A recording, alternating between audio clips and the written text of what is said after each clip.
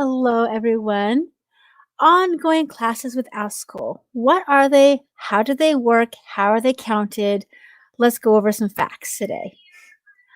Hi, I'm teacher Rebecca F. from Rebecca F. Online Teaching, and I teach with VIP Kid, Playing ABC, and Outschool.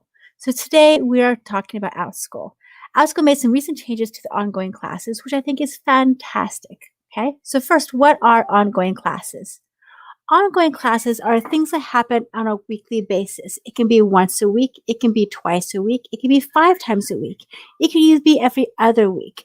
The main thing is that it has a consistent schedule, and when the parents sign up for this, they know from now until forever they're in this class every single week or every single time that it meets. Okay, mine meets once a week, so I'll use that as an example, but if yours meets more or less, then you can base off of that. So every, say, Wednesday at 10 a.m., I teach a class. So the next week, 10 a.m., I teach a class on Wednesday with the same students. When the students enroll in the class, their parents pay for the class right off the bat, okay? And they are enrolled in the class continuously. So every Sunday, the parent will pay again for the next week, for the whole week. So if your class meets 5 times a week and say it's about $5 a lesson, they're going to pay $25 for the whole week. Okay. So as teachers, we're supposed to put in there how much it is per week. So the parents pay for the whole week. So just make sure you do that math right. Okay.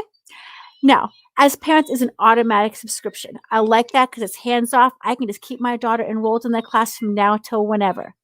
But if I do want to get out of that class, say my schedule changes or she has to go back to school or she has another class she wants to take at the same time, or for whatever reason you want to stop, the parent will go back into the classroom and click unsubscribed. That unsubscribes you from that class. You no longer have to pay anymore. You're done with that class. So some parents like to use these ongoing classes as a one-time class. They try it once, they like it, but they want to go try something else. That's fine. I have people take my class all the time like that because they're brand new to Outschool and they don't want to feel like they have to stay with one teacher the whole time. They want to try these other teachers out. That's great. But if they like me and they like the fact that they can stay there every single week, then they can stay in. Now, because it's a come and go, pop in, pop out, people can subscribe at any week they want to and can leave it any week they want to. It's important that ongoing classes do not build off of each other. They do not have to have week 1 before they come to do week 5, okay? You don't have to have an order. You want to have something that's easy to pop in and pop out. A lot of good classes for that would be social classes, where they just talk and chat and color. Mine are science classes, so every week they have a new experiment, and every week we go ooh and ah and wow, this is how it works. The next week we have a brand new experiment, ooh and ah and wow, this is how it works. I also have math games, so every week we come in, we play a new game. And the concepts are kind of just random concepts that they would learn in kindergarten, first grade, that they would put together in a game form, which is kind of fun. So just make sure they don't build off of each other. Now, some of the changes that happened is back when I first started, you only counted your ongoing class as a completed class if you finished your ongoing class. So example, if I meet Wednesdays at 10 a.m. from now until May, that won't count as a class until May is done. And then I'm like, but I've been teaching this consistently since August. So why aren't these counting as classes? Because they weren't finished. Well, now they do count. They count as, I think it's count as one class. I don't think it counts as like 20 weeks of class, but we'll have to go back and check the math on that one to see, does it count every single week or does it count that it is one section? My Wednesday is a section. My Thursday afternoon is a section. My Monday morning is a section. So since I teach 6 sections of math classes a week, maybe that counts as 6 classes. Now that I'll have to look at. So if you know, let me know. Okay. Also, it did not count the learners as taking your class until they have unsubscribed from your class. So either when your ongoing classes ended, which don't end it, okay? Psst, don't end your class. Just keep on going. Find new material, recycle it, whatever. Don't end it. If they unsubscribed, then it would count. Not anymore.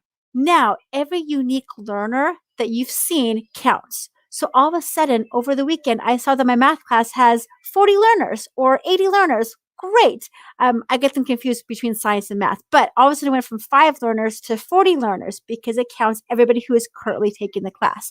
So as long as you have finished teaching one class with one learner, your stats will now count that, which is really cool. Because now as a parent, I can go to somebody's ongoing class and I can see, oh, they've taught 40 kids with this class. They know what they're doing versus them only teaching like 2 kids. And I'm like, but they're sold out. So what's going on? Now it shows that they've taught this many students, which is really cool. So those are the main updates with ongoing classes that I really like that they've added that to our stats. So it shows that we can do it. Also reviews. Back a few weeks ago, the only way you could leave a review is if you have taken the class at least 3 times, then the little button will show up saying review this class. And as a parent, you can review it. Or you can go the back way through transcripts, drop-down box, click transcripts, find the class, and add your feedback. Not anymore. Now, you can add your feedback even after one class. And I just checked today because my daughter signed up for a brand new ongoing class today, that right after class, we got the email reminder saying, please leave feedback for this class, which means you finished it once. What do you think? Which means that online classes are going to get more reviews. Back in the, like a few weeks ago, we only got the email reminder if they finished 3 classes. And so then we'd get like these boatload of reviews, 3 or 4. And so you could be teaching 40 learners, but only have 4 reviews because people want to wait a little bit. Now, as parents, you can only leave 1 review. You can edit it and you can update it, but you can only leave 1 review for that class.